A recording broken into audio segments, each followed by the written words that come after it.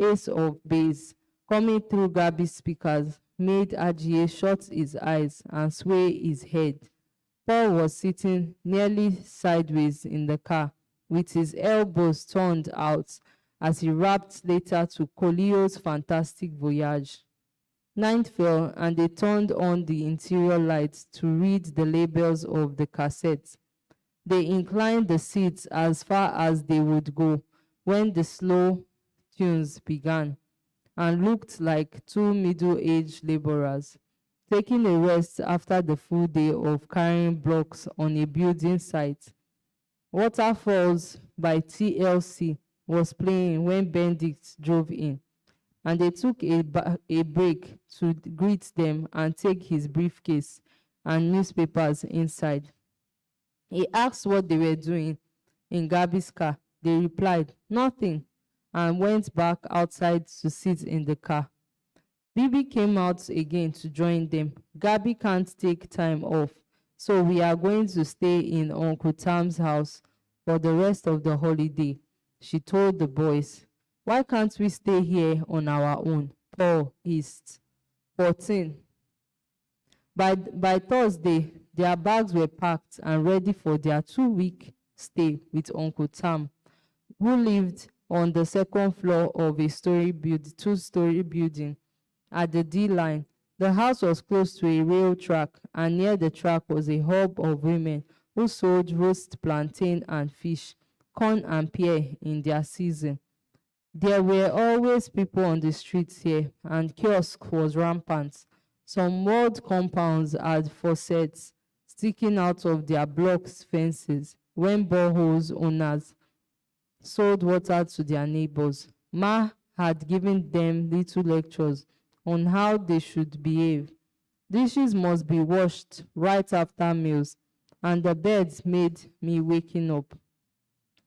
The children were also expected to sweep and keep the house clean. Ma counseled them to ask permission before touching anything and not to oversleep.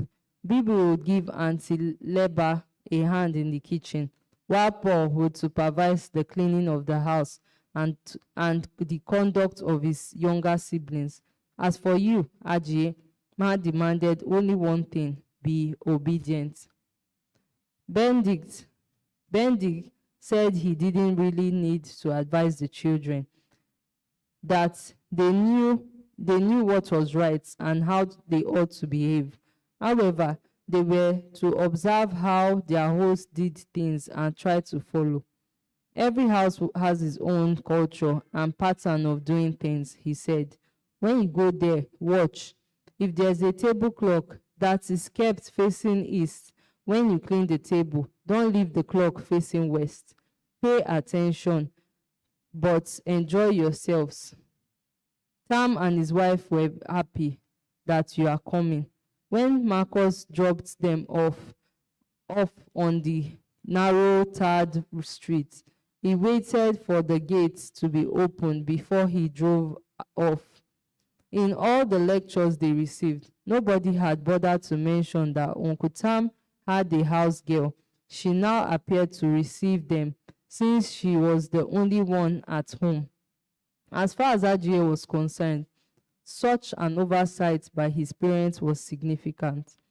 It just confirmed his misgivings about grown-ups, how they constantly missed the point. The girl held the gate open for them and didn't say a word. Her hair was cut short like a boy's. She was wearing a long pleated skirt that was too big for her. She held it up from the wet ground, and with one hand, she wore white bedroom slippers with no earrings. Ajiye was still taking all that in when she said, "I have been waiting for you people since morning. I could have gone to the market and returned by now." She waited for them to file into the compound before closing the pedestrian gates behind them and bolting it shut. "Is Uncle Tam not at home? Or Auntie Leba?" Paul asked, attempting to take charge of the situation. They have gone to work," she replied. with a quizzical look, as Paul should know better than to expect people who work to be at home at the time of the day. But they told me to wait for you people, and show you everything until they return. The stairs were steep, the banister rusty and riddled with holes, waiting to drive splinters into any hands running over them. She walked quickly ahead of them and opened the door that led to the flat holding the curtain out of the way. The house smelled of scented soap, and the living room flooring was of plain terrazzo. In front of the set of wooden sofas, a small TV was placed on the sideboard by the wall. Uncle said you should relax and feel at home until he returns, and that I should show you your rooms. She looked at Bibi. Me and you are staying in the same room, so wait. Then Paul and Ajie, two of you, come. She opened the door to the room and walked right into the center of it.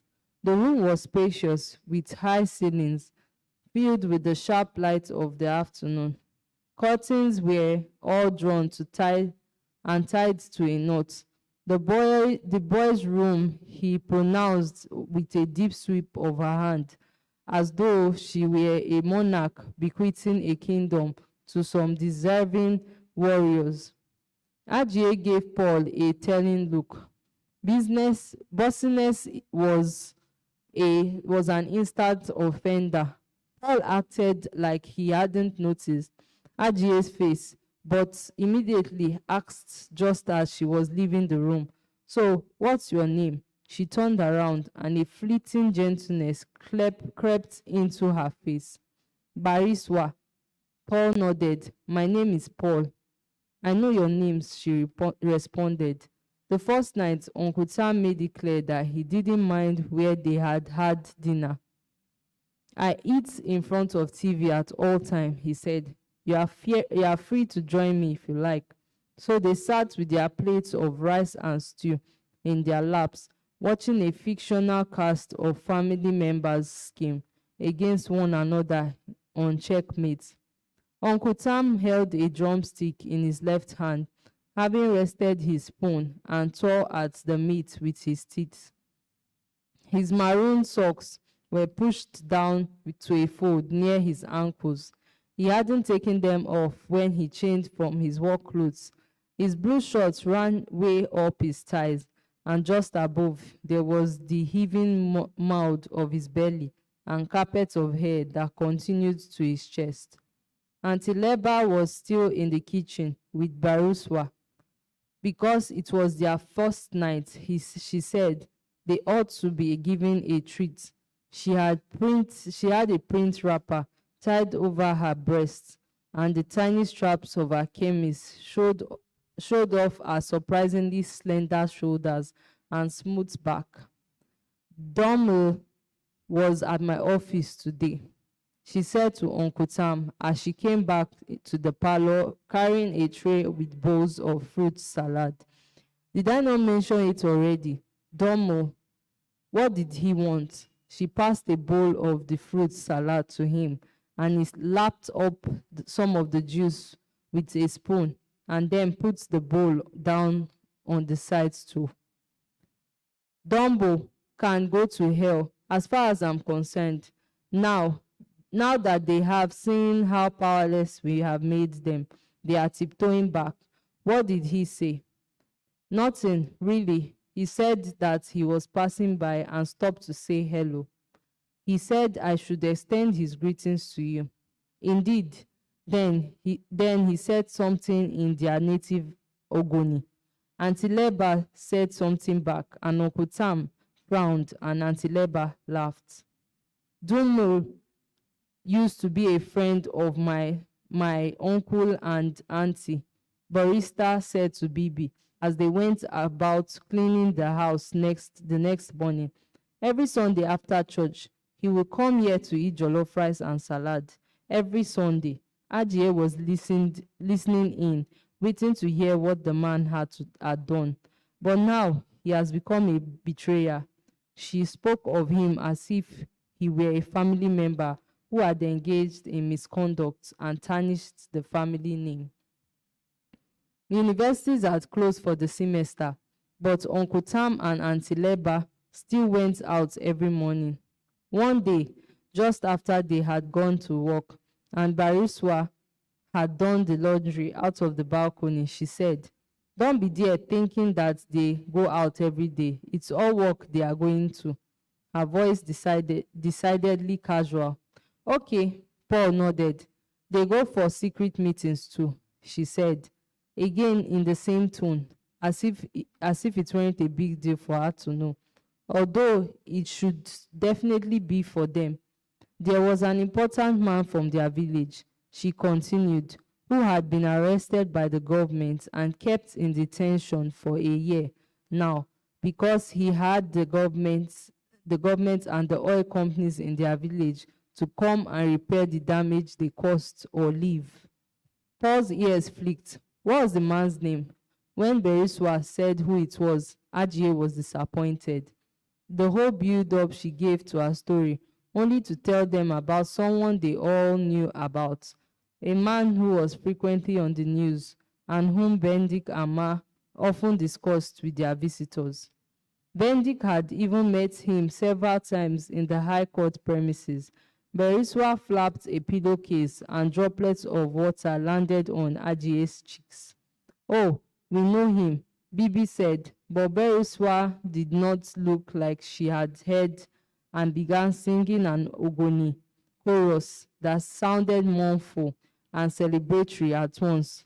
Ajie took exception to Beriswa's attitude, the tone she put up to exclude them, as if she knew things they didn't. Her haughtiness and self-righteousness were barely concealed. The manner with which she went into Uncle Tam's room and came out with a pile of clothes for washing, as if to say she was just the sort of girl whose place in the world it was to carry out such tasks. When Paul asked her if there was anything they could do, she replied, yes, of course, but nothing really to do for today, maybe tomorrow." Bibi stayed with Beriswa and helped her spread out the bed sheets on the line. Paul and Ajie went to the sitting room, and since there was nothing else to do, Paul turned on the radio, and that was when he heard the news that a plane traveling from Port Harcourt to Lagos had crashed into a forest that morning, minutes before their landing. About an hour after the news was broadcast on the radio, Uncle Tam returned home. He paced in the sitting room, asking if they had the phone number of the hotel in Lagos where their parents were supposed to stay before the flight to Boston. Bibi came out of the bedroom for the third time since hearing the news of the crash. She told Ajie she was having a runny stomach. We aren't even sure what flight they went on," Uncle Tam said, looking at Paul. "No, we are not sure, but we know their flight was in this morning," Paul said. 3 flights leave Port Harcourt to Lagos every morning, I think." The doorbell rang and Uncle Tam went to open it. It was Bendik's father, Dr. Idoni Boye. Ajie looked in the man's face and knew what he had come to tell them. Their parents had blown in pieces. He could imagine the panic on the flight when the passengers sensed there was serious trouble. Ma would have held Bendik's hands and screamed, "Jesus, Jesus, the blood of Jesus." Ajie imagined her clutching on her faith and Bendik's hand. One of her favorite scriptures was from the prophet Isaiah. "When the enemy comes against you like a flood, the Spirit of the Lord will raise a standard against him." She had recently purchased a study Bible that had various commentaries from theologians who argued over the arbitrary commas in the translation of that verse from the ancient Hebrew. Is it the enemy who comes like a flood, or is it the standard raised by the Spirit of the Lord that is likened to a flood? Ma told them during the morning devotion that the name of Jesus was the standard that should be raised. The blood of Jesus was equally efficacious. You needed to invoke them in times of troubles. In Ajie's mind, during the morning devotion, the blood of Jesus rising like a violent flood caught a more intense picture. But none of these matter more. He thought as he saw Dr. Ibonibe walk into the flat. Mass prayers hadn't saved her, regardless of where the commas lay in the sentence.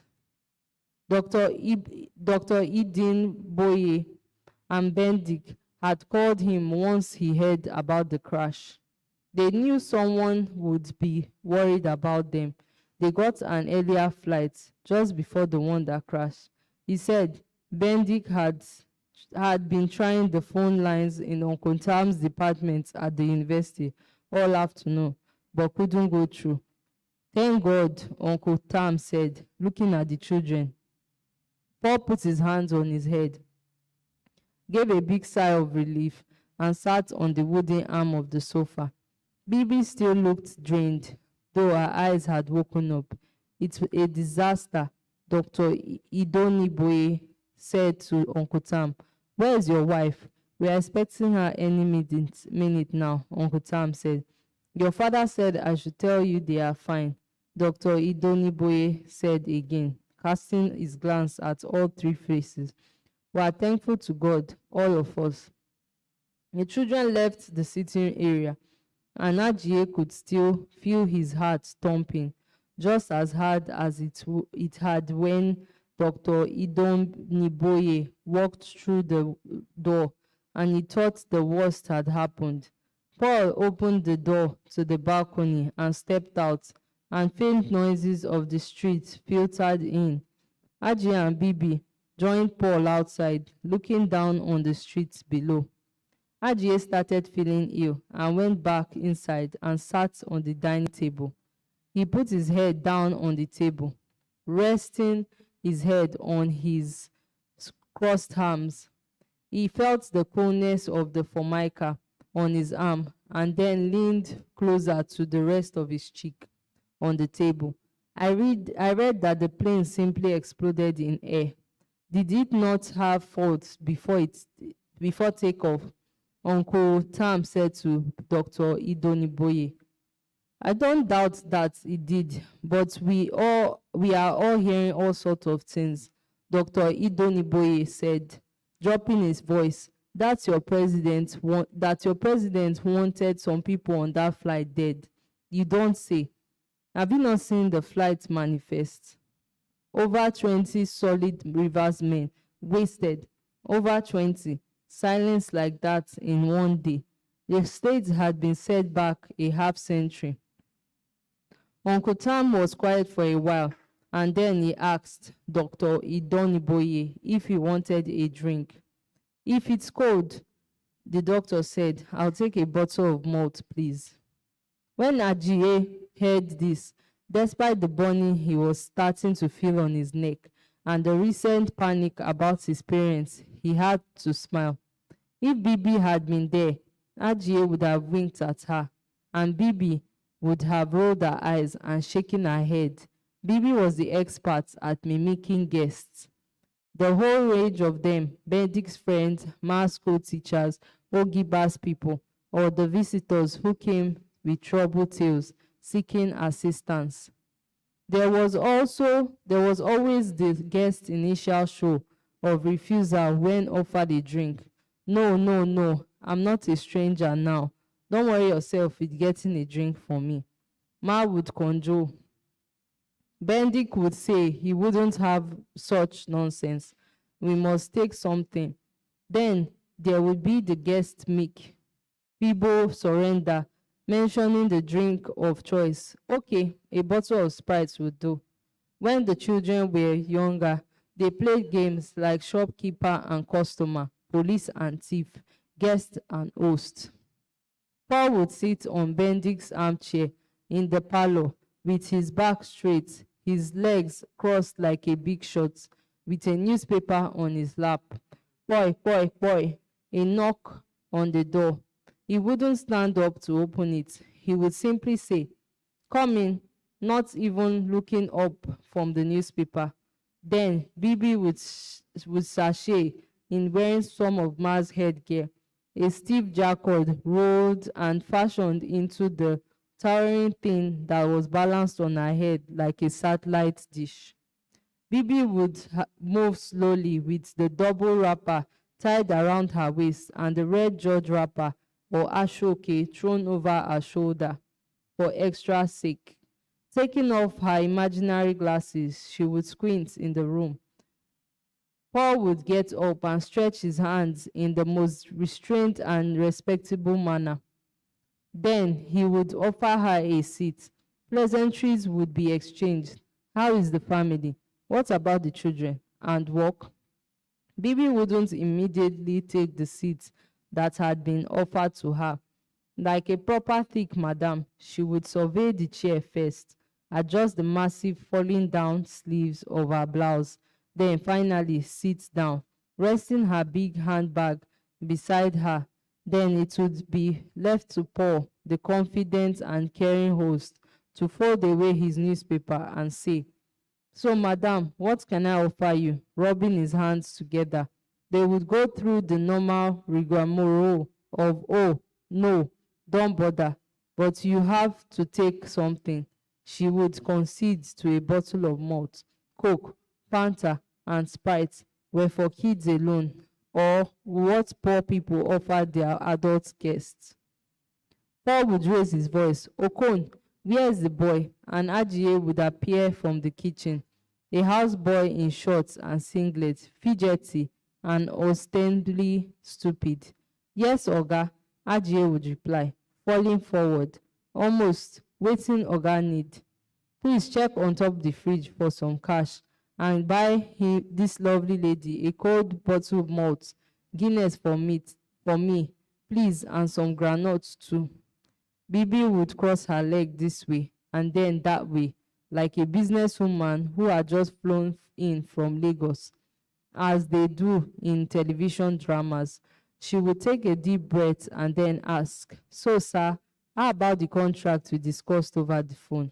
Here in Uncle Tam's sitting room was Dr. Idoni Bioye, not going through the ritual of refusal, but rather accepting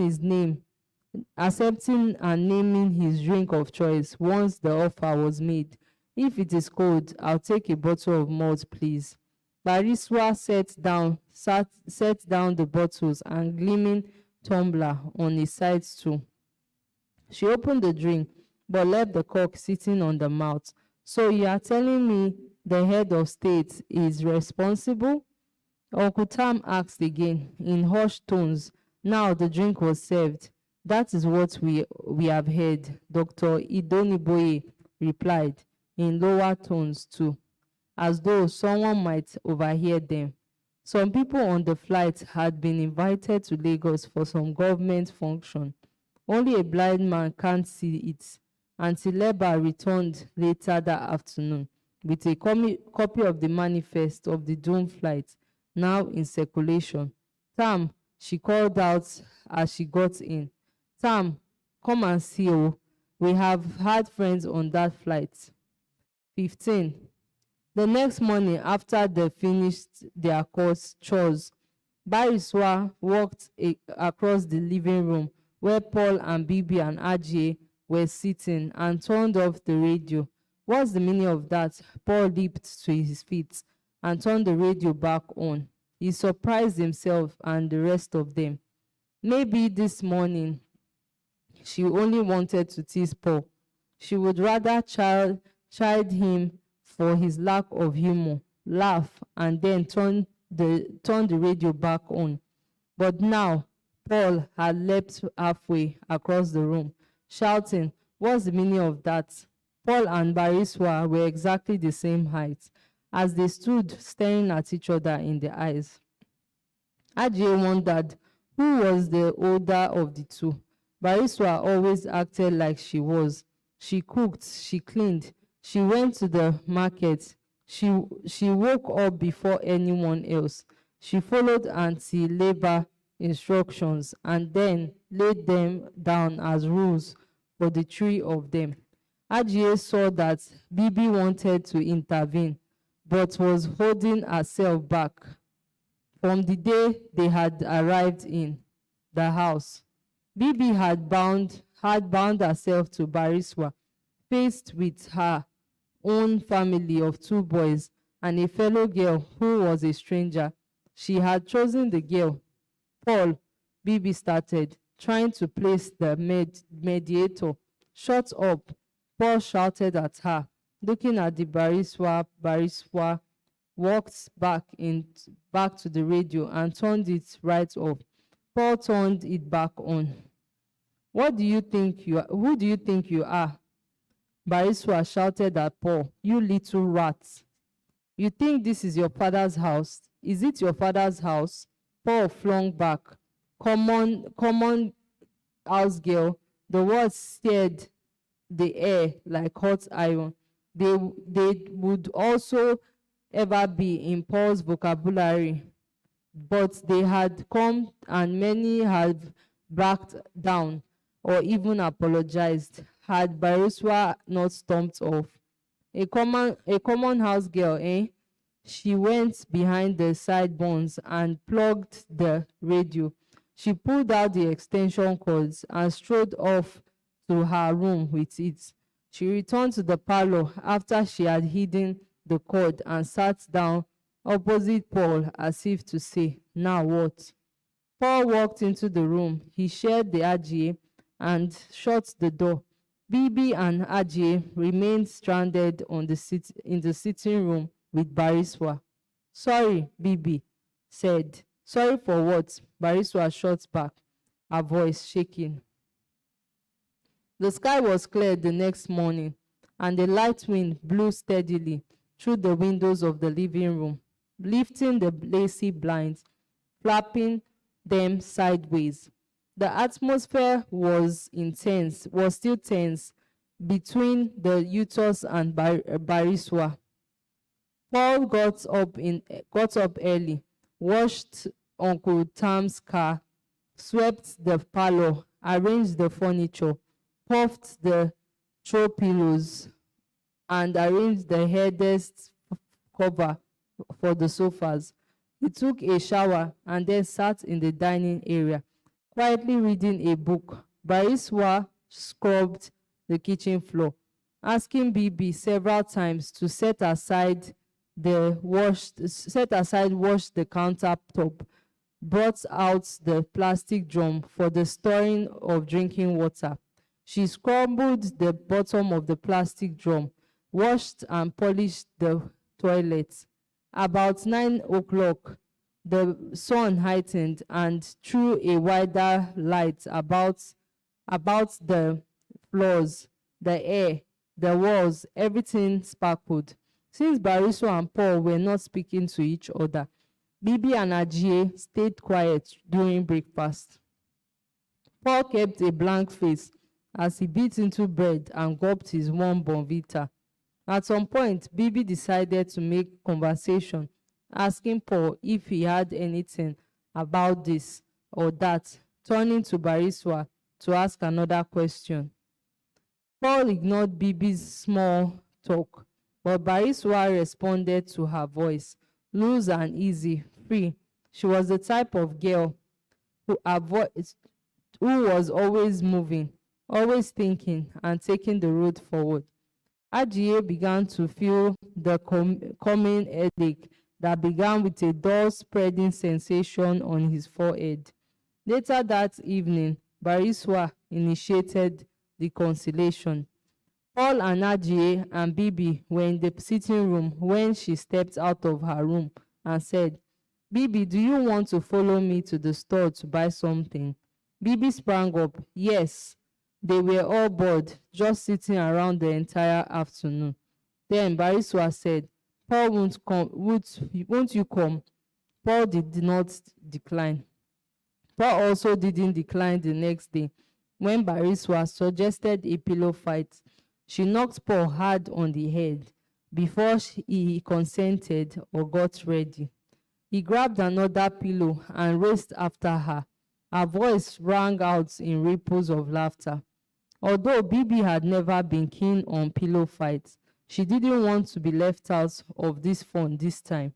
She grabbed a pillow and positioned herself, ready to strike.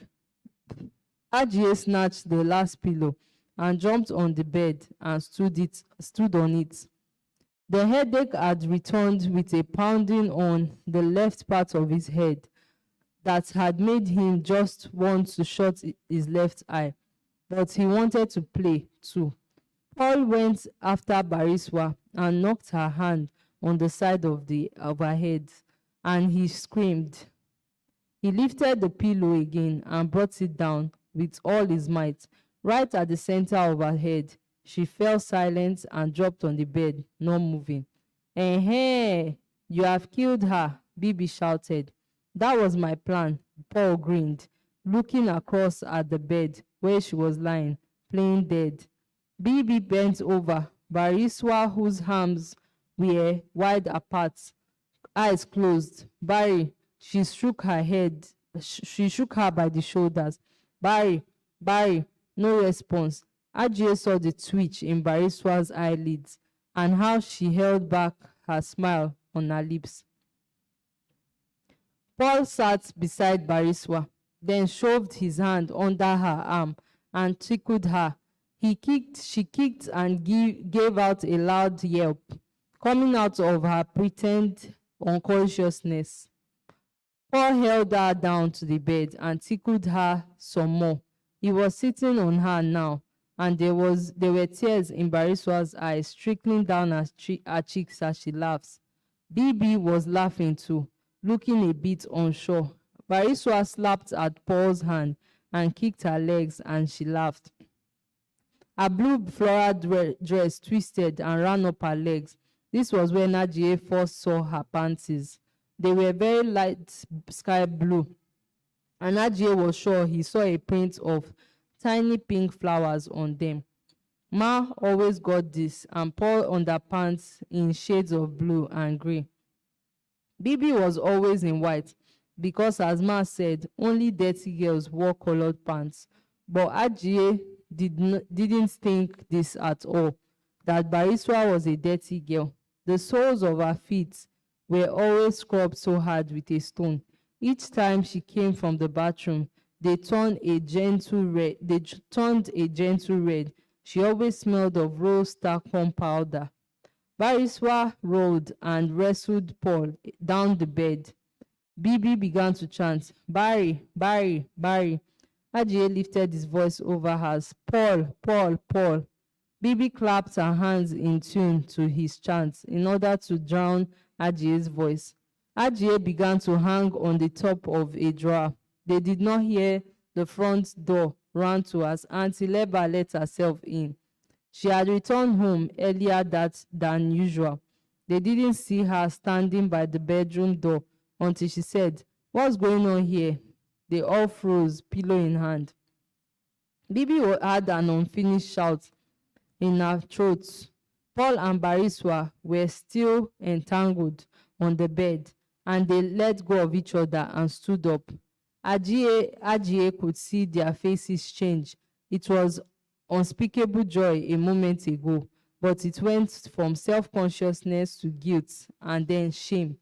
"Welcome, Auntie," Bibi said, and Auntie Leba mouthed a quiet "thank you," and then gave Bariswa a hard look, and it was clear that if not for the house guest, she would have received a major scolding.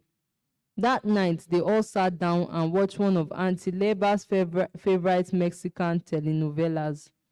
Since they arrived, the children had joined in watching the show, which aired 3 nights a week. Uncle Tam said it was trash, but remained in front of the TV whenever the program started. Bariswa sat on a stool by the door when she had a clear view of the screen. "Stupid man," Uncle Tam hissed at the TV. "She's deceiving you." Auntie Leba said, "No, there's a reason why she had to lie to him. Paul and Ajie still couldn't tell some of the characters apart, and Bariswa and Bibi, who caught on early, had to correct them at some point.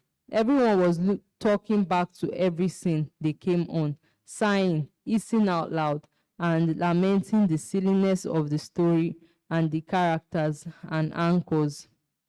What would you do if it were you? Bibi asked Paul. Ajie replied instead, that Leticia never should have forgiven Lothario and let him back in the first place. Auntie Leba had to hurry to the bathroom when the commercial break came on. By the time she came back, the program had returned and everyone volunteered to fill her in on the part she missed, including Uncle Tam, whose version of the plot was less accurate than Bariswa and Bibi's. Ajie still wasn't feeling himself. He had a light fever, his eyes felt dry, and his mouth tasted sour. But he didn't want to bother Auntie Leba, so he kept it to himself. Besides, he might make a big fuss, like Ma did when any of the children got ill, and maybe make him swallow large bitter pills, three at a time after every meal. This was much worse than feeling sick.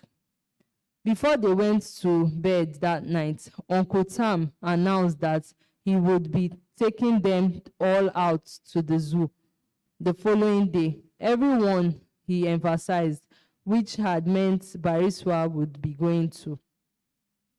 The storm that came down on Port Harcourt the next morning was unexpected.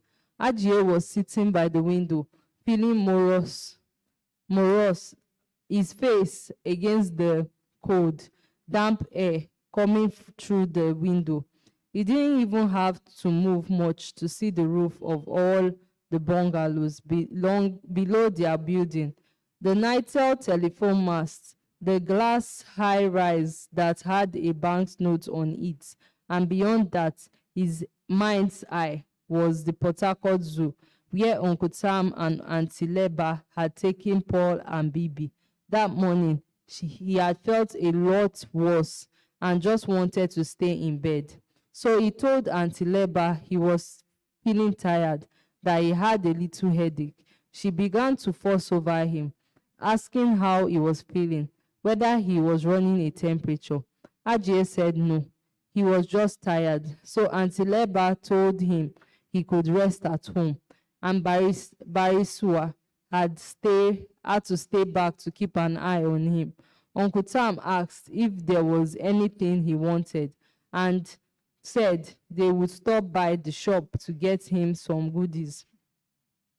Now Bariswa had turned on the radio, and there was a jingle from the Ministry of Health, a caution against littering that ended with Keep Port Harcourt Clean.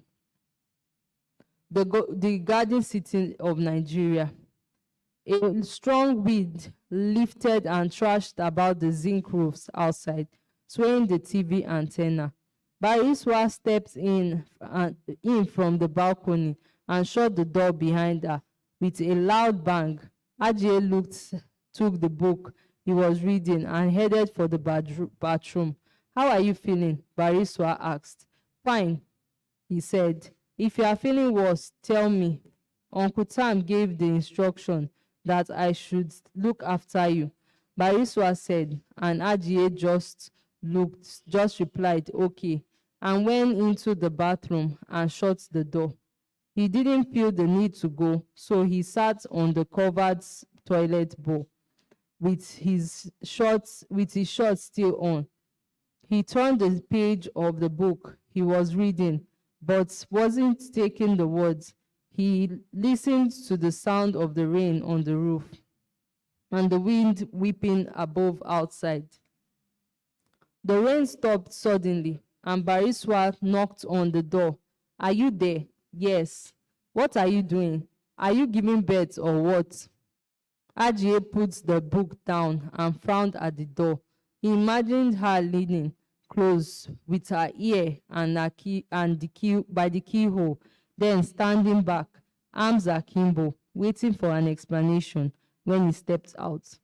I'm just sitting here, he answered. I'm just sitting here, reading. I don't know what's coming out of me. What? Bariswa laughed. Ajie turned a page of the book. You are so funny. This boy, Bariswa said, still sounding amused. You think I have time for you. It's just because you are not well. When you finish, come, let's play what? They played 3 sets of the game, and Bariswa won all. Ajie shuffled the packs of cards slowly, as if about to deal out, and then eased and said he was bored, that what was a silly game anyway. Could Bariswa play Scrabble? He would trash out at that. Was she any good at table tennis? He was the champion now in their house. He trashed Paul most of the time, BB too, except when she cheated, which was often. Until we play those other games. As for this one, I've beaten you 3 times. I bet it's the only thing you do well. You have a sharp tongue, small boy with bad mouth. If you weren't sick, I would twist it for you until you began to cry. Ajie laughed. He wanted to tell her he was joking, but he refrained. He stretched out on the bed and reached for the pillow resting his head. Why do you like making trouble so much? Bariswa asked him. He had no quick comebacks, and Bariswa was waiting for an answer. Why do you like making trouble so much? She asked again. Most of the questions he had been asked all his life were questions that had previously been asked of other people. Questions Paul had grappled with, questions Bibi had supplied answers to, and all that he had to do was vary his siblings' response. But right now, he was treading water, struggling to stay afloat, rather than be drawn in by Bariswa's big, steady eyes that were on him. He felt that for the first time, another human being was looking at him, really looking at him.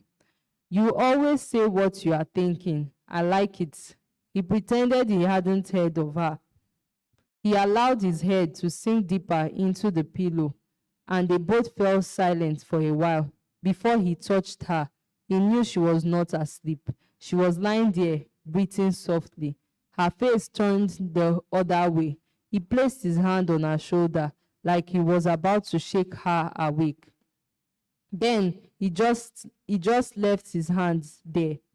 He let his fingers slide up towards her neck, and Bariswa turned around and opened her eyes. Now was the moment for him to say, I wanted to wake you up. Is the paracetamol on the fridge? But he didn't say any of these things. Bariswa was silent too. There was the sound of pounding from the downstairs, mortar meeting pestle, and voices from the neighbor's kitchen as someone made lunch. The sun was out now, and on the fence outside the window, a red-necked lizard eased himself out of the hole on the wall. What are you doing, this boy? Bariswa asked, lying on her side now, facing him fully. She looked bemused, but completely unfazed by whatever he might turn up with. Nothing, he replied, and hearing his own voice, a familiar thing in the extraordinary landscape, must have been what egged him on. The lines on her neck was a deep brown that could have been purple. He stretched his hand and ran it tenderly over her collarbones. He did not think, what am I doing? He was moved by the twin rising of her breasts beneath her crimped t-shirts and her chest that kept breathing up and down. Bariswa shifted on the bed and moved closer to Ajie until they were lying with their toes next to each other. She placed her hand on his cheek and pressed her body to his and ran her hand slowly from hair on his head to his shoulders. way down to the small of his back. In that moment, all Ajiye could think was, so this is what it means to touch another human being. Bendik came to pick them up the next day. The children had been expecting him all morning. Bibi stood on the balcony looking down at the narrow streets as cars approached and went back inside and brought her bag to the parlor. Auntie Leba asked if they had packed all their things and then handed each of them a wrapped gift. Don't open it yet, she said with a smile. Uncle Tam said he had really enjoyed the children's visits and that he would ask their father to bring them on the next holiday. Well, I hope they enjoyed their stay, Auntie Leba said jokingly. We can't force them to come back if they don't want to. Bibi said she had enjoyed her stay and that besides, they hardly got to visit anyone's house. So this was a rare chance for them. Ajiye thought it was weird. Auntie Leba and Uncle Sam asking if they had enjoyed their stay. Couldn't people just tell when someone was having a good time? Why was Bibi giving that speech? Paul heard the root of Bendik's horn and shouted, I think he has arrived, and rushed down the stairs.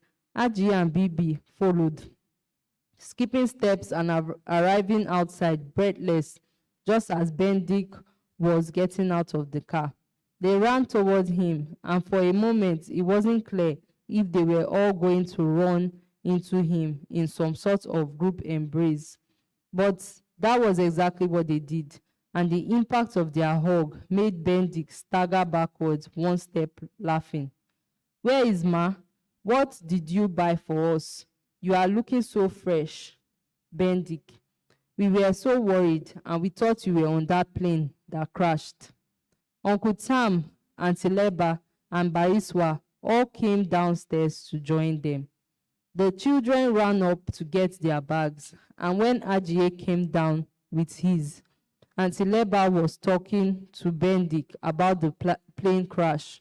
Uncle Tam mentioned someone the three of them knew who had died in the crash. And Bendik said the husband of one of Ma's colleagues was on that flight. Paul and Bibi came down and put their bags on the trunk. Paul was telling Uncle Tam about their trip, and at some point, Uncle Tam stepped back to look at him, saying, see how America's cool weather has made your skin so fresh in just 2 weeks. Sun is killing us here. He shook his head at Bendik in admiration. Bendik said it was really nice weather for Boston in early September, that it was not too cold, a bit like Harmattan weather. Bibi opened the car and invited Bariswa to come sit inside with her. Paul got into the passenger seat, straightened out the sun visor to look at the mirror, then closed it up, and went to the back to sit with Bariswa and Bibi. Auntie Leba looked towards the car, and Bariswa kept her face towards Bibi so that her gaze wouldn't meet Auntie Leba's. She didn't want anyone to ruin her nice moment with cautionary remarks or maybe sending her off on an errand. So you just run down to pick up your children immediately on your return. Do you think something will eat them here if you stay an extra day without seeing them? Bendik laughed. No, they return to school next week, else I would have left them with you for a while. Ajiye knew Bendik was only saying things that sounded agreeable without really meaning them, and Uncle Tam was on the playful exchange. And you and your driver, he resumes tomorrow. You are sure you can still drive? When last were you behind the steering wheel? Stop that nonsense, Bendik said with a glint in his eyes. I drove for over 20 years before I ever needed a driver. I managed to get there by myself safely, didn't I? It was time to go now, so they came out of the car to say their goodbyes. Uncle Tam gave Paul a firm handshake and then drew him close for an embrace. Goodbye, safe journey, see you soon, thank you, come back again. All we repeated several times and then finally got into the car. Bariswa hurried to the gate to open it, and Uncle Tam and Auntie Leba followed the car as Bendik reversed and headed out.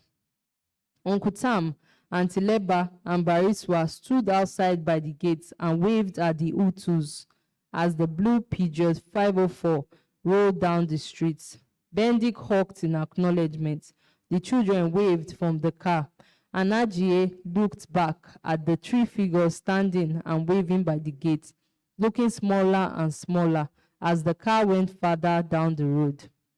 Bariswa was wearing a brown skirt and a green blouse. She did not stop waving until the Peugeot 504 turned a corner and went out of sight.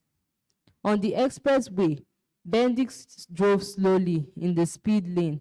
Paul sat in front with him, his eyes on the road. Bibi was squinting outside towards the breeze. Her hand had gripped the coat hook above the door, looking like she had a mandate to mind that exit.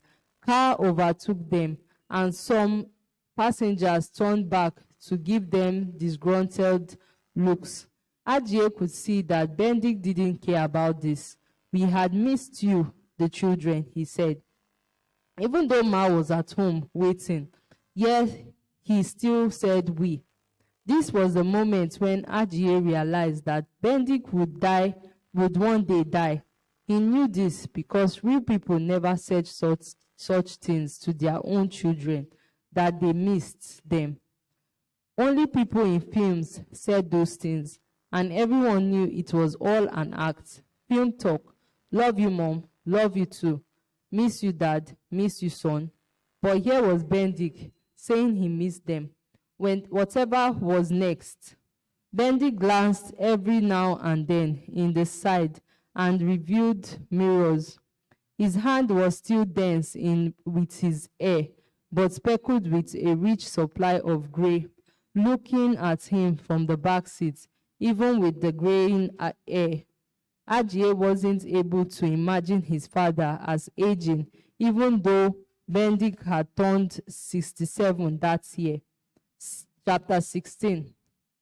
The Port Harcourt International Trade Fair was scheduled for April 4th to 18th, 1995. The jingle was on the radio before Ajie and Bibi and Paul returned for their second term break.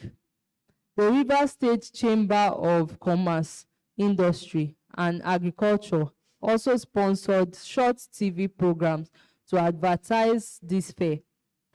The children were in the car heading home after spending the afternoon in Bendik's office. The car sped under a banner left flapping on a high-tension cable up above the road. Port Harcourt International Trade Fair, the Garden City, welcomes the world. They drove past Isaac Park, where sheds and booths and kiosks had been set up for the fair. Car dealers had erected colorful shops. The TV commercials announced innovative local technology that was relatively cheap but as good as the best in the world could offer. Portable ovens manufactured in Ilorin, kerosene-run generators fabricated in Oka. Come and see for yourself, the ads implored.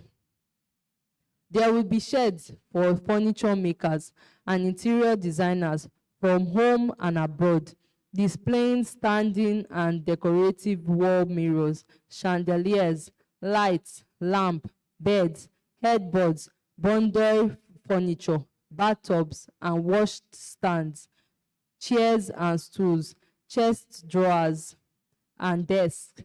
There will be long rows for textiles, drugs and pharmaceuticals, and engineering goods.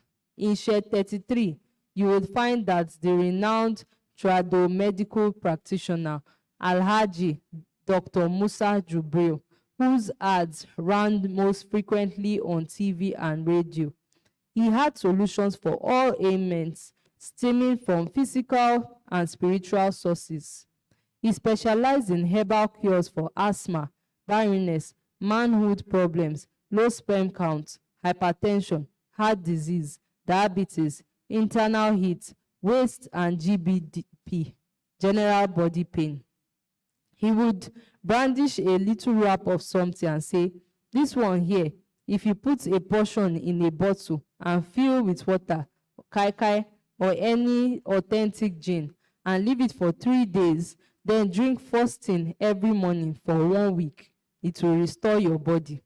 It is also good for cough and for purging your system. Cancer cannot come near you, and if you are having bad dreams too, they will stop." A long bus painted green and yellow went by the other way, and Ajiye read out the words written on the side. "Welcome to the Garden City, host of the International Trade Fair." "Why are we called the Garden City?" Bibi asked. "There were some trees and flowers about town," Bibi asked. Bibi said, but she didn't think they exactly qualified Port Harcourt as a garden. "Well, it was supposed to be," Bendik began, and then stopped by the lights where some hawkers shoved their wares into the window. "Oga, see fresh banana. This na original wristwatch. Buy groundnut, 1 for 5 naira. I will give you 3 for 10 naira. A boy who was about Ajiye's height squeezed some foamy water quickly into the windshield before Bendik could tell him not to bother, then began to wipe it quickly with a brush attached to the long stick. Bendik asked Paul to select some bananas and groundnuts, 8 fingers of banana in a bunch, going for 10 naira. Paul selected 3 bunches. "Give me these 3 for 20 naira. "Bros, na 30, the banana seller replied, and Paul made a show of returning them. "Okay," the seller seemed to yield. "Take am 25. This na nice fresh banana." 20, Paul insisted, his eyes now on the red light, a little impatient. "Okay," he conceded. "Bring 5 naira change." And the banana seller braced the tray on his hip and searched his pockets frantically for change before Paul handed him the money. The other boy had finished with the brush and was polishing off the windshield with a cloth just before the lights turned orange, and Bendik gave him some of the change from the banana seller. "God bless you, sir." He showed a set of white teeth and threw in a salute for Bendik's generous tip as the car sped off. Bibi was munching already, biting off the banana and throwing groundnuts in her mouth, perhaps already forgetting her question to Bendik about the Garden City.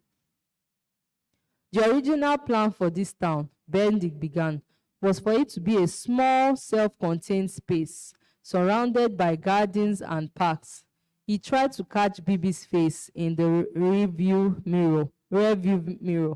It was named the Viscount Louis House, a British member of the Parliament and Secretary of State of the Colonies in 1913. Lord Lugard, who was the Governor General of the North and South Protectorates of Nigeria, wrote to this man, asking if the new port city could be named for him, as no local names were suitable. Louis Harcourt, however, never visited the city, Bendik said as he turned onto Nzimiro Street, which was at all times shaded by trees and where colonial houses still sat quietly, surrounded by large lawns and short picket fences. The person at the gate banged it in a way no sensible person would. Ma stepped out of the kitchen into the parlor, knife in hand, onion tears in her eyes. "Paul, go and check." It was a Friday, and Ismaila had taken the afternoon off to go to mosque for prayers, after which he would visit the friends who lived near the central mosque at mile 3. The visitors, when he escorted into the living room by Paul, didn't waste time with salutations. "I have come from home," he said. Ma squinted a little bit. "Are you not Ipo's son? Moses. This is a problem, he said, nodding, and Ma became alarmed, dropping the hand that still held the kitchen knife. Is your father okay? What happened? My father is okay. He sounded and looked weak, like someone had trekked a long distance. Your husband is not at home? As if on cue, Bendik walked into the parlor, tightening the wrapper on his waist. Soldiers drove into town this morning with trucks. They shot down 5 boys, Bendik shouted. What soldiers? Whom did they shoot? Ma asked Moses to sit down and make a gesture at Paul to get the tired guests drinking water. Bibi and Ajie were standing near the room dividers as Bendik roared his questions. As we are here, Moses said, there are people hiding in the bush still. We ran through the bush to Ogbogu. My father said you had to hear at once. The soldiers are still in Ogidaba as we are here. Moses struggled his way through the story. Yesterday, he said, there was an alteration between Ogiba youths and some of the workers on the new gas pipeline construction. The police intervened, but the matter got out of hand when a police was hit in the head with a plank. The police landed in the hospital fight for his life. The children were all standing in different positions, encircling Moses as he told the story. The smell of something burning was coming from the kitchen, and Ma snapped at Bibi to go turn off the stove, as if it were Bibi's fault. Ifenwa, Bendik was shouting into the phone receiver. Come, please, come down at once. Are you hearing me? Get me my glasses, Paul, Bendik said, and Paul hurried out in the parlor. When Mr. Ifenwa arrived, they drove out together, and Bendik came back very late that night. Paul had gotten the guest room ready for Moses, and Ma asked him if he would like to wash it with hot or cold water. Karbula, whichever one, he replied. Bendik left early in the next morning. He said he and Marcus would pick Mr. Ifenwa from his house before they headed out to see if they could get an audience with the commissioner of police. Bendik came back at about 10 o'clock that night and went on for about 2 weeks, at which point the soldiers finally left Ogiba. Bendik was among the first people to enter the village after the soldiers left. He went with Marcus and then spent 3 days there. When they came back, he told Ma her camera battery ran out after the first day, and they couldn't find replacements in the shops in nearby villages. He told her he had heard there had been 1 or 2 news people who came around, also some organizations. He wasn't sure where, but nothing to reflect the scale of events. Nothing is left. They brought the whole place down. Bendik spent the evening looking through the notes he had taken on his tour to Ogiba. Bendik's secretary, Ifeemi, had traveled to her village to see her parents, so the next morning, Bendik called Paul into his study and asked him to type out a summary he had made of the event. Anything can happen to anyone, Paul said to Ajie and Bibi later that evening, after he was done with Bendik in the study. It was from Paul and that they first heard the details of the killing. How, after gunning down the boys they saw idling away in the square, they burned down Mark Alari's house, the first of many. Old men who couldn't escape into the bush were manhandled and made to lie on the floor. They took by force any woman they came across. Houses were defaced with graffiti and shots in the town hall. But by the evening, when they were done, a great smoke hung over Ogiba. The air smelled of burning meat as the soldiers rewarded themselves with any livestock they could find, looting Mercury's store and rendering all his cartons of beer empty. Anything can happen to anyone. What if they come here to take Ben, Dick, and Ma? What will we do? Paul asked. But who are they? If only Paul could just make the clear police soldiers or armed robbers. If they came here to take Ben, Dick, and Ma, what would we do? Bibi was silent. Adie desperately wanted to supply an answer, but for now, he had only questions to himself. So Paul was left to deal with the query all by himself. 17. Paul spent the rest of the holiday, mostly in the veranda, studying for his final exams. 3 years earlier, when he was preparing for his junior certificate exams, he had sat on the same veranda before a chalkboard, conjugating irregular French verbs, drawing up Venn diagrams, and locating coordinates on graphs. Paul didn't join the other kids who went for holiday lessons in nearby schools. Ma asked a couple of her teacher friends to give him tutorial lessons. Ma and Benedict also read through Paul's textbook so they could help out in the exercise. Ajay remembered Benedict ticking off some exercises at the end of the chapter on magnetism and commenting with a pencil, "You must work hard." This time, Paul said he didn't want any tutorials from Ma's friends. Ma tried to persuade him. Mr. Daminabo had already agreed to come twice a week for maths lesson, but Paul resisted, telling Ma he was fine studying on his own.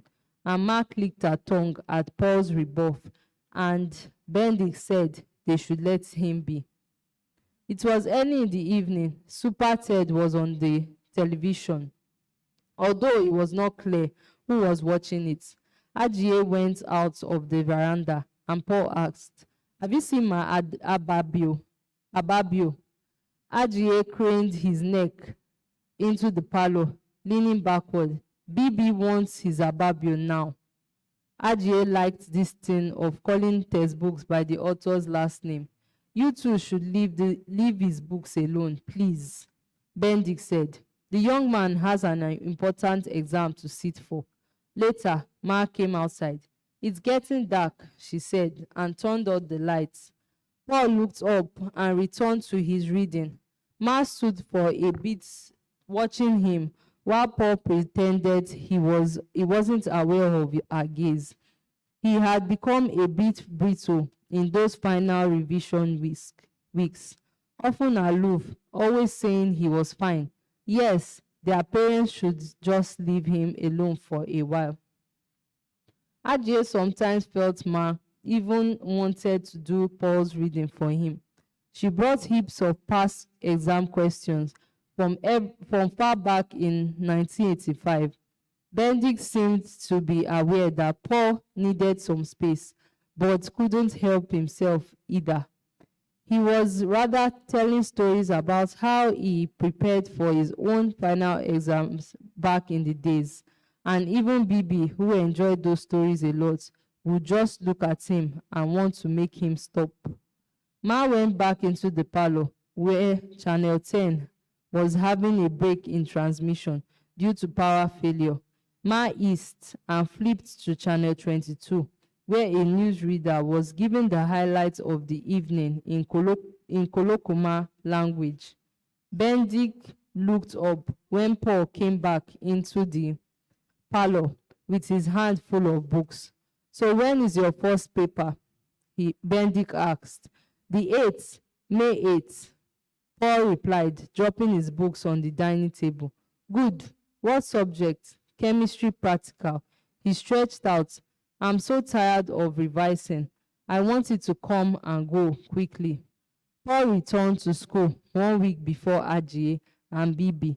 He needed to settle in before his paper, which was due the first week. By early June, He had written all 9 papers but spent an extra week in school because it was hard for him to say goodbye to his friends and everything he had known for the last 6 years of his life. He had told Benedict not to send Marcus with the car to fetch him, that he would board a bus and come home on his own, maybe in the company of some friends. He was wearing a pair of blue jeans and a lumberjack shirt with sleeves rolled up to the elbows when he returned with a traveling bag slung over his shoulders. He was almost taller than Benedict. Ma said he looked like a university student already, and Benedict agreed. By August, when Bibi and Ajie were making preparations to return to school for a new session, Paul had brought and completed his JAMB forms, and when Ajie asked him what universities he picked, he simply replied, UP and UI. Benedict wanted Paul to go to Ibadan, where he himself had gone. Ma thought staying at a university in Port Harcourt was a better idea, but they worried about the strikes by the lecturers. Most universities around the country closed down so often, so it was normal for students to spend 2 or 3 extra years to complete their course. That August, they talked about the student riots. They lacked the lack of funding for universities and how lecturers had to go on strike when their salaries didn't come. They moaned about the government's complete disregard for education. It was as if the head of states were doing these things to thwart them in particular.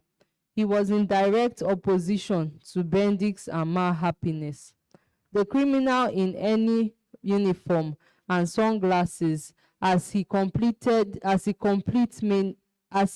a complete maniac. He was destroying this country and its future. The only place he deserved to be in a high security jail. If you called at 11 Yakubu that August, you would have thought Benedict and Ma were speaking of very personal enemy. They talk in low tones, sometimes about sending Paul somewhere abroad to study. At least we can be sure of the quality education he is getting. But where is the money, eh? Ma said Paul was too young to be sent abroad. She wanted him close by. Benedict said he still had friends in England who could act as guardian should the need arise. Chapter 18. Mr. Ifenwa came before dinner that Sunday.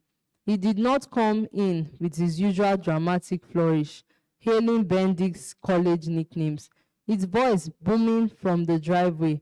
He did not come flinging jovial insults and accusations with a newspaper in his hands, an unfinished argument from the last time, wagging a finger at Benedict and saying, this boy. He came in under a pile of papers held together in files, bound with jute ropes. His face tired, his eyes weakened, gathering bags beneath them. I need to finish marking these papers. I haven't had electricity in over a week, and I'm so busy in the day, he moaned at Ma as soon as he walked into the parlor. He sat down and pushed the files on the table. When Benedict walked into the parlor, Mr. Ifenwa looked at him. At least, here is something you can contribute to the common good. I'm hoping if NEPA cuts the power while I'm here, you will turn on the generator so I can finish the work. Let us benefit a little bit from your bogus lies.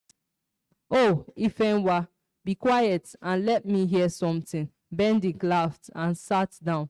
Nne, thank you, Ifenwa said to Ma as the drinks arrived. I didn't mean you. I know, Ma laughed.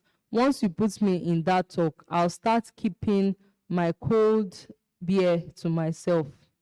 He was marking an English exam, and Ma suggested they split the papers between them. There were multiple choice questions and they could be done in an hour. Ma said, Ifenwa said, you are a godsend, my sister. He slid some of the papers her way with a copy of the answers. The telephone rang for Bendik as he took it in his study and came back a few minutes after. Paul turned the TV volume and flipped back and forth between the two channels, hoping something interesting would begin on one. Channel 22 was showing a sitcom set in chaotic house where Chief, his 4 wives, servants, and innumerable children lived. The sort of house you were never really sure how many people actually slept and ate there. Chief's wives took turns fighting him, and once, when he'd annoyed everyone, all the wives and children came together to beat him up. He looked ridiculous, increasing pile to his left. He and Bendik began to talk wistfully about the kind of student protest they had in their day, their student union, governments, and what they were about to accomplish. What would you do? Mr. Ifenwa turned his gaze on Ajiye. If you were the president of this country, Ajiye laughed. You tell me. Yes, tell me. Mr. Ifenwa said, his eyes still on him. Then he looked at Bibi and Paul in a way that made obvious the question would be coming to them too. Ajiye did not know what to say first. He wanted constant power supply, but saying that would make him sound self-serving. Okay, he would give jobs to the jobless. He would try to make poor people not poor, and pay lecturers so that they wouldn't go on strikes anymore. Definitely wouldn't send a letter bomb to kill any journalist who wrote things about him he didn't like. He would not make people disappear, as the current head of state was known to do. But he didn't say any of this to Mr. Ifenwa. I'll make sure the roads were well maintained so they didn't cause accidents. Ajay blotted and regretted the words immediately because he just remembered that Mr. Ifenwa's wife had died in a car accident. The parlor went quiet. Ma's hand floated in mid-air with the paper she was about to put aside. Mr. Ifenwa blinked his oval lenses and Bendik cleared his throat, and the air in the parlor lurched back into gear. I'll send the military back to the barracks and return the country to democratic rule, Bibi said. Bendik hummed as if unsatisfied with the answer. Ma circled a number for Mr. Ifenwa's attention and then passed the paper to him. I will sack all the ministers and all military administrators. They are all corrupt, Paul said. Just that, Bendik asked. And throw them in jail without a fair trial first? Bendik asked. Sounds authoritarian. Sounds like the kind of revolution we need, if you ask me. Mr. Ifenwa said without looking up from his work, how much evidence do we need that our leaders are corrupt? I mean, Bendik continued, the problem is obvious systemic, and resolving it will require more than the actions of one good man or removing people from positions. It's about developing process, checks and balances, and organizing ourselves in a good way. Mr. Ifenwa's nostrils flared and he gave out a sigh of frustration. It makes me a little crazy when you keep saying systems. You have the maniac in power, murdering ordinary citizens. People are disappearing every day. Someone should first make him disappear, and then we can talk of moving this country forward. Bibi was bristling on the air seat. Bending and Mr. Ifenwa had hijacked the conversation instead of letting her expose on how she will make Nigeria better. So she began to flip the channel but kept the volume low. Ma asked Paul to bring her handbag from her bedroom. When Paul came back to the parlor, Ma had brought the case of the mysterious disappearance of a journalist who was a colleague's relative, and Benedict said that perhaps it was high time everyone took the streets, or else they can run risks of being plucked off in isolation one by one. Benedict and Mr. Ifenwa talked into the night, long after Ma had gone most of the marking, and teased that Mr. Ifenwa had just brought the work for her, while he spent the time arguing with Benedict. Bibi had fallen asleep on the couch, and Ma shook her gently and asked her to go to the bed. She sat up quickly with her bag straight and said she wasn't sleeping.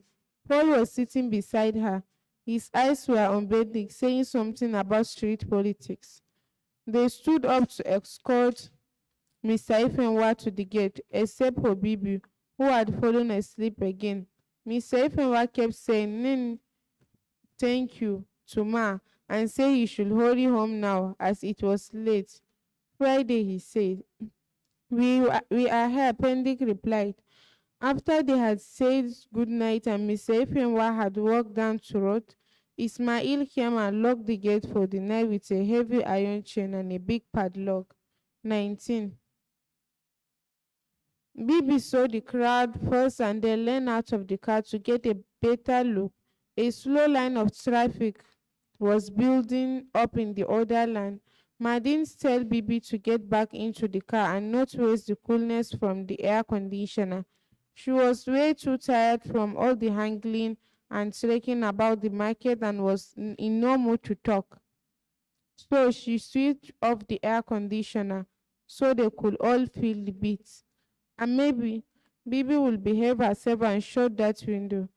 Bibi was still looking outside. It's like the riot is happening in front, she said, and Aji put his head out of the window to get a look. "I won't be surprised," Ma responded. Looking up, as the light turned orange, "Let us pick your skirt and get home. Then they can riot all they like." The family had just left Mile 1 market after half a day of throwing stars and bargaining for school supplies.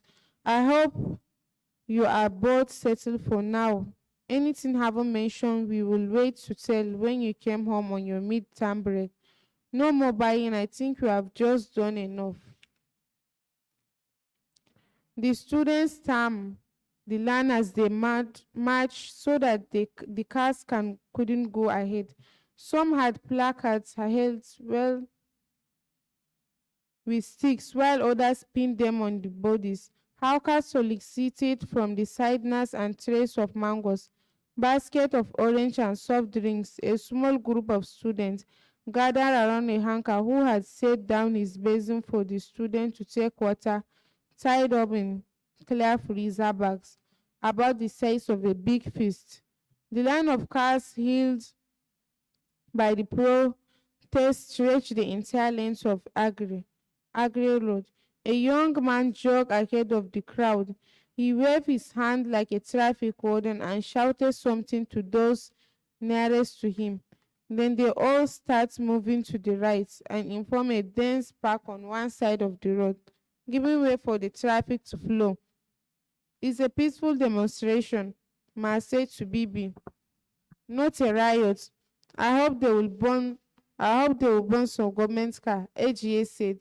Ma turned her head to face him. "What do you mean by that?" "They should burn some government car, destroy few things. They will get some attention." "Have you seen the mobile police waiting to pounce?" Bibi offered. "Let them sit there and talk nonsense." "It's not nonsense. If my school were in town, I would join." We will not join in anything like that. They are university students anyway. Can you see your age mates there?" Bibi said. "Paul is entering university too." "You are not Paul." It doesn't matter. If he joins, I can follow. Yeah, yeah, yeah, talk, talk. Quiet, the two of you. Ma shouted. Let me hear something, please. Green leaves were struck onto the carpenters to show solidarity with the student. Some drivers shouted support from their windows. A bus driver held out a clenched fist. His bus had not just green leaves, but a young road. A clouds Oliver the Quaid turned blood from his windows as he drove past, leaving behind an air conditioner jubilation. They got to Borokiri and it was time for Ma to wonder aloud if the tailor had finished making baby skirt. Twice she had failed to have the skirt ready on the agreed date, with only a few days remaining before their return to school. Baby wrap around sports skirt was the only team left tick off in their list. What is this tailors? Ma parked the car beyond the shop. Bibi passed me by handbag. She opened the door and climbed out of the car. They walked down the block and crossed the concrete slab over the smelly gutter and stepped into the tailor shop. The young woman was working the sewing machine with her hand and feet. Welcome, madam. She stopped pedaling when she saw them. My madam no dey, but she keeps something for you. Then she went into the back room. Several almas of women dressed in different style were hanging on the wall. One almanac was captioned First Lady's Design. A model was pictures is on the shoot sampling Ankara fabrics. Ma took a seat as they waited and Aji wondered if the model sampling all the different Ankara designs. How does it feel? It is tight. Is it uncomfortable? It's porous. You should feel free and relaxed in it. Ma went on even after Bibi had indicated it fit her well and that she was comfortable. The next morning, Bendik and Ma left early for work. The rain came down heavy from down till about midday when NEPA restored power. Ejie went to the parlor and turned on the radio. As he lay on the sofa, his mind was filled with the mix of fear and excitement that he had always associated with returning to school. He made a mental list of the things he needed back in school, legal and contraband. He thought of how school life may change for him now that Paul wasn't there. AGA could hear Bibi talking to Paul in the corridor, and Paul was saying, I have no idea where it is. He had Bibo go into the bathroom, and after a while came the wedding song of Mass Head Ryan. Paul was standing, leaning on the room divider in the parlor on this Tuesday morning, where rain had left all of the Hoft, Port Harcourt, sock, and dipping. He bent down a little to turn the big radio. He turned the knob slowly, deliberately, so that there was the voice of static voice again, as happens when one turns a radio, and this irritated Ajayi as he lay there on the couch. He had the hairdresser go and for a long time, then fell silent for a while. It was only 11:45 a.m. because on Radio Rivers 1, the news in special English had just begun. Country people, the newscaster said, na the things where they happen for this country I want to tell una so. The voice was slow and familiar. Name na Bomo Orikosi. Hair was falling, short and singlet.